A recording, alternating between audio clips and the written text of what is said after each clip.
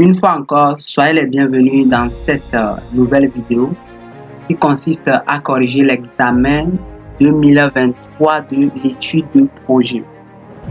Donc, si vous m'avez suivi jusqu'à présent, je pense qu'il n'y a pas de souci, parce que ce n'est que des mêmes choses qu'on reprenne.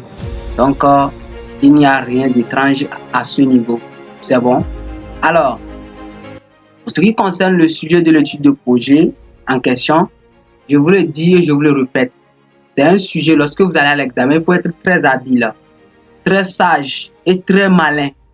Je le répète, très habile, très sage et très malin. C'est bon? Vous pouvez connaître, mais arrivé le jour là, le monsieur même peut vous tenter et vous allez fausser. Ce n'est pas le fait que moi j'arrive à traiter, que je ne serai pas habile. Non, ça ne passe pas avec ce prof là. Donc il faut être très habile. Alors, ici, je vais essayer de vous corriger juste la partie exercice, partie QCM qui concerne les questions du cours. Je vous ai déjà envoyé ça dans le groupe. C'est bon. Donc, vous allez voir la partie question du cours dans le groupe. C'est bon. Alors, ici on nous dit, dans un atelier de l'entreprise A, un matériel déjà ancien est utilisé. On donne ses caractéristiques. On dit valeur actuelle de revente 400 000. Ce qui veut dire que si on veut revendre, ici ce n'est pas qu'on a acheté une nouvelle immobilisation, non. On veut utiliser une ancienne. Donc si on veut revendre ça aujourd'hui, voici ce que cela nous coûte. Alors on peut supposer ça comme V0. La valeur de revente à la fin de l'année 4. Ce qui veut dire que la valeur résiduelle, c'est-à-dire que la valeur, si on veut revendre notre bien normalement, combien on va le vendre à la fin. Donc je peux supposer ça comme la valeur résiduelle. Ça fait 100 000. Le coût direct variable, on me dit le coût direct variable, c'est combien? 10% du chiffre d'affaires. Les ventes provisionnelles, voici ce qu'on m'a donné. Par ailleurs, l'entreprise réalise les bénéfices sur l'ensemble de ses activités.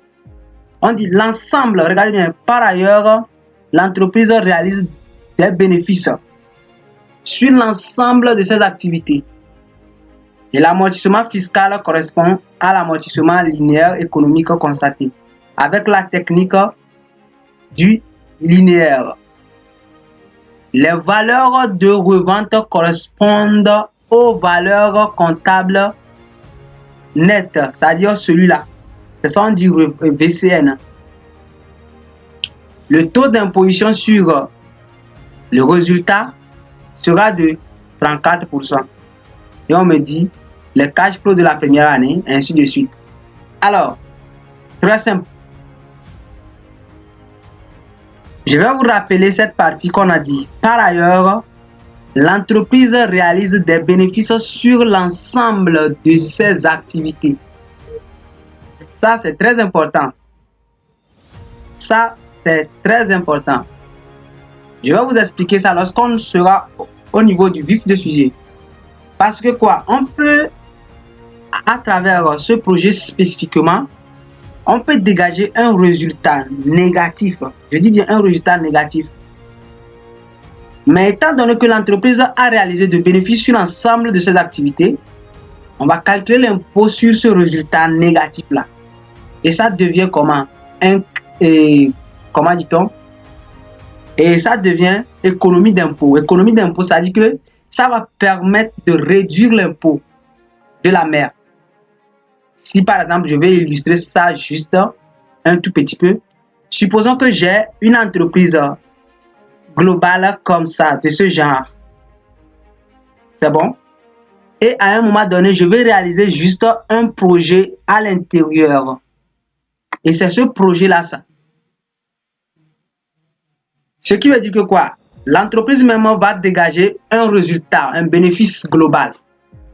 Mais bien avant cela, le projet qu'on veut réaliser ici, juste à côté de l'entreprise ou bien dans l'entreprise, on va vérifier si ce projet est rentable. C'est ce que nous on veut faire aujourd'hui. Donc, si par exemple, il y a une entreprise qui est déjà là, et on veut réaliser un projet à l'intérieur de l'entreprise, un projet spécifiquement, supposons que normalement nous sommes spécialisés dans la vente des PC, des ordinateurs, et à un moment donné on veut aussi réaliser un projet de vente de portables.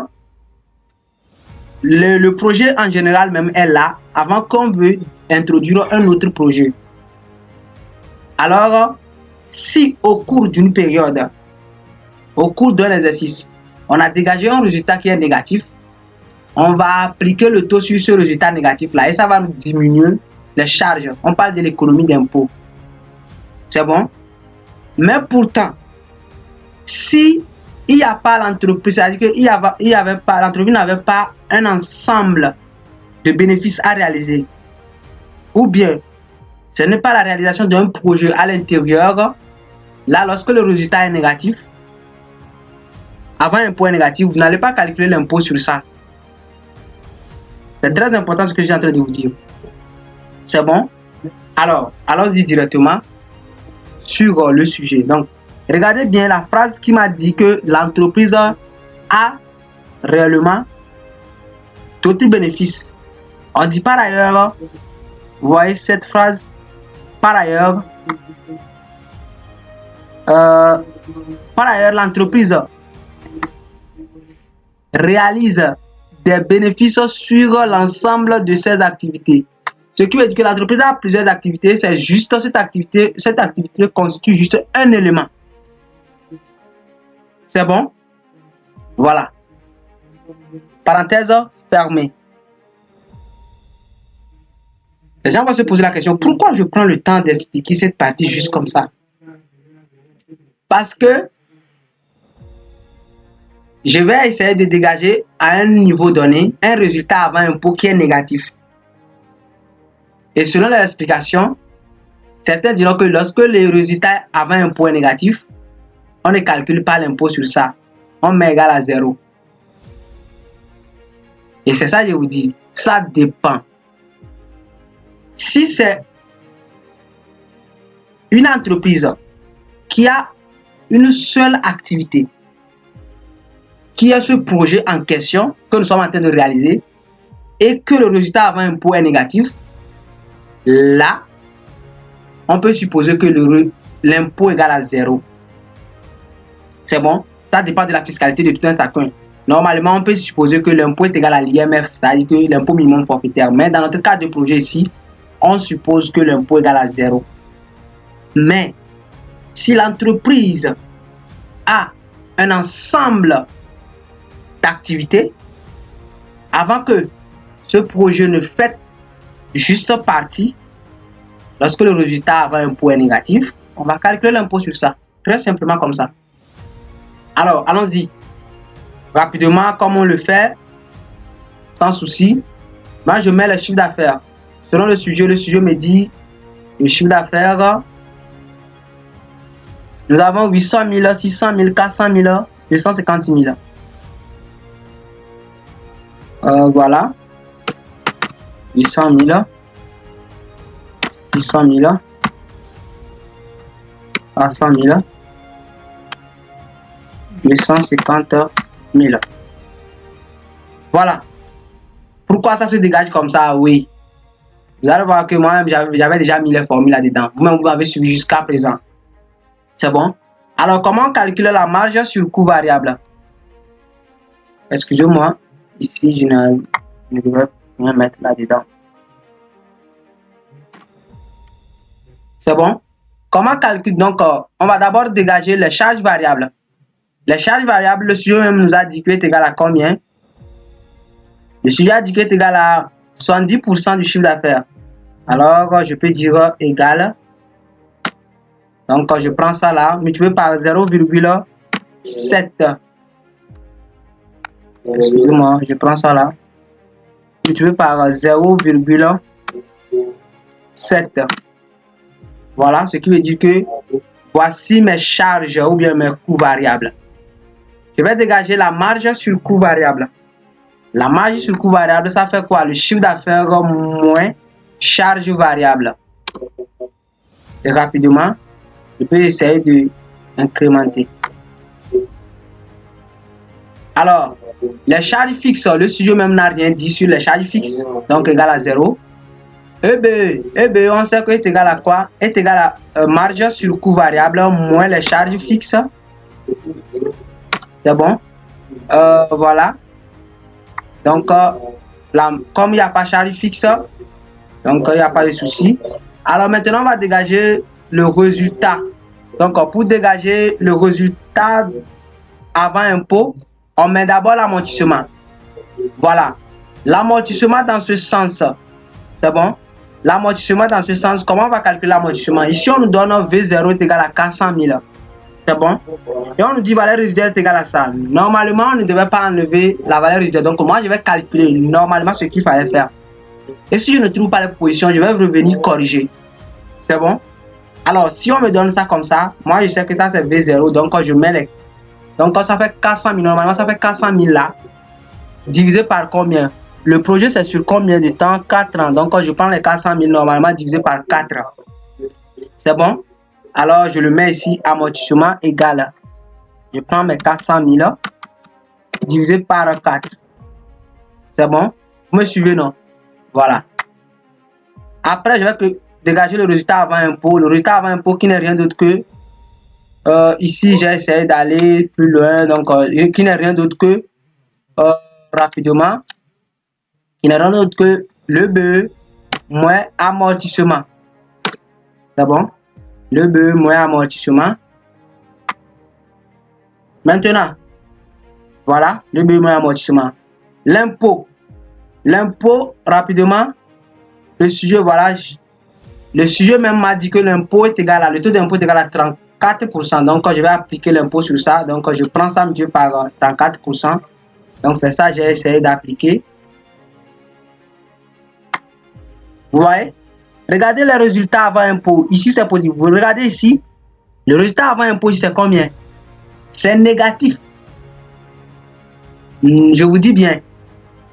J'avais déjà expliqué ça avant de commencer le sujet. Donc, comme le résultat avant impôt est négatif ici, alors que nous avons d'autres activités qu'on génère dans l'entreprise, là, on peut appliquer réellement le taux d'impôt sur ça. On parle de l'économie d'impôt.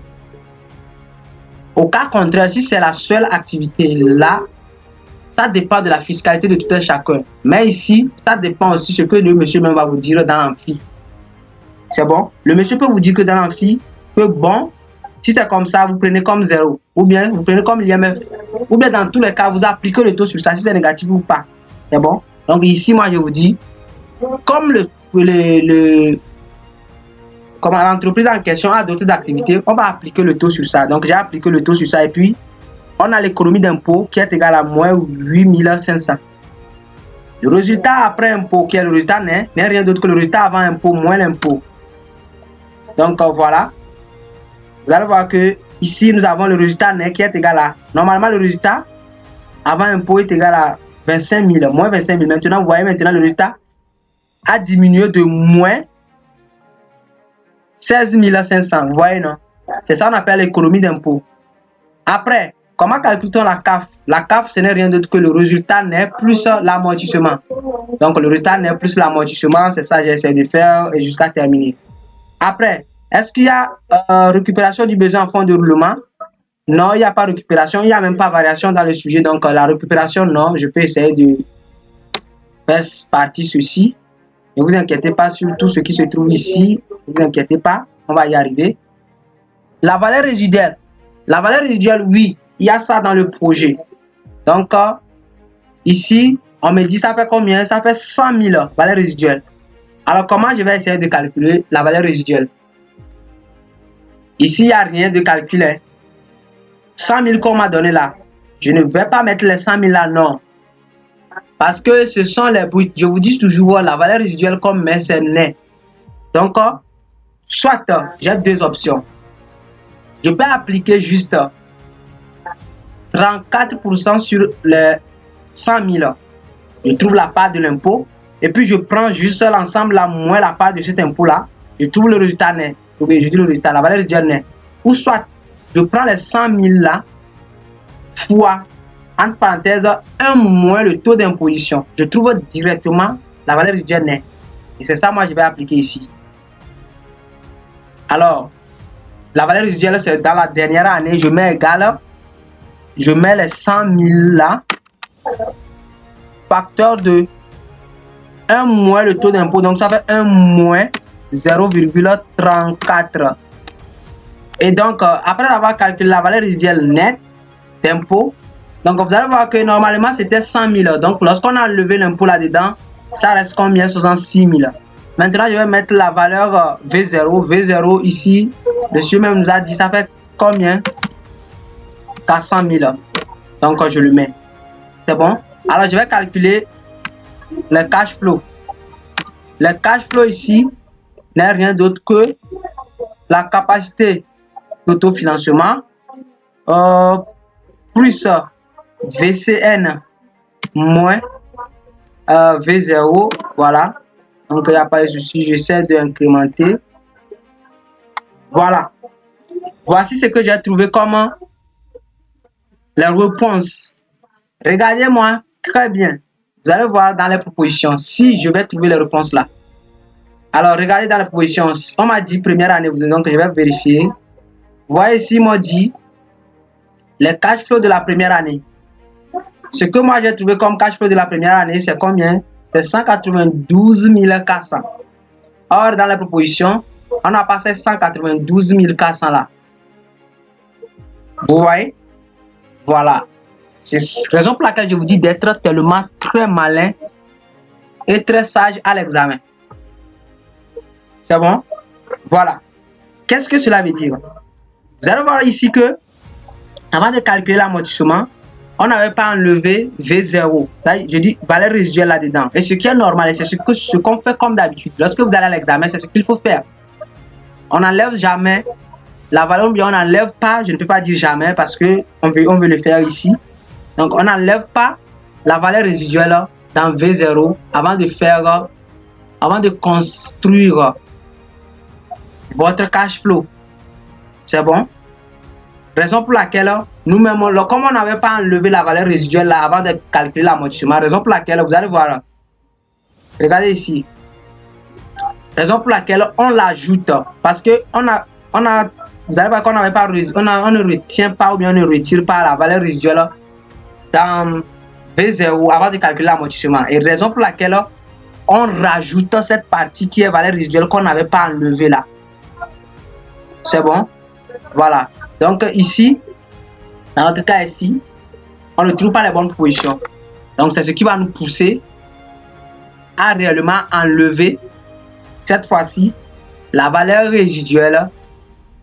Je dis bien la valeur résiduelle brute bien sûr dans V0 pour trouver base amortissable selon la comptabilité. Ça, ce que nous sommes en train de faire ici, c'est selon la comptabilité. Voilà, selon la comptabilité, avant de appliquer l'amortissement, on fait V0 moins la valeur résiduelle prévisionnelle. Ce qui ne se fait pas directement dans le projet, mais dans ce cas-ci, on le fait. Donc, c'est ce que je vais essayer de faire. Et vous allez voir si les propositions vont changer ou pas. Donc, mon amortissement, c'est ici. Alors, je vais faire ça. Moins 100 000. Vous voyez? Voilà. Et je vais essayer d'incrémenter rapidement. Vous voyez? Lorsque j'ai essayé d'incrémenter, juste cela a changé automatiquement. Alors, regardez bien. Le cash flow de la première année, 183 900. Donc, on regarde dans la proposition. Ça ici, 183 900. Le cash flow de la deuxième année, 144 300. Dans la proposition. Deuxième année, ici, on n'a pas demandé deuxième année. Deuxième année, 144 300. Le cash flow de la troisième année, 104 700. Troisième année, 104 700. Quatrième année, cash flow. Quatrième année, 141 000. Ici, quatrième année, 141 000. Alors, lorsque vous allez à l'examen, soyez très attentif, vigilant. Je vous le répète, soyez vigilant. C'est bon? Qu'est-ce que moi je fais comme d'habitude? Ou bien les conseils que je vais vous donner, ça sera dans le groupe. C'est bon? Je vais vous donner d'autres conseils très nécessaires qu'il faut suivre lorsque vous allez à l'examen. C'est bon? Donc, voilà. Alors, nous sommes à la fin de la partie calcul. Pour le reste de ces questions du cours, vous allez essayer de les voir directement dans le groupe. Et on se dit à très bientôt.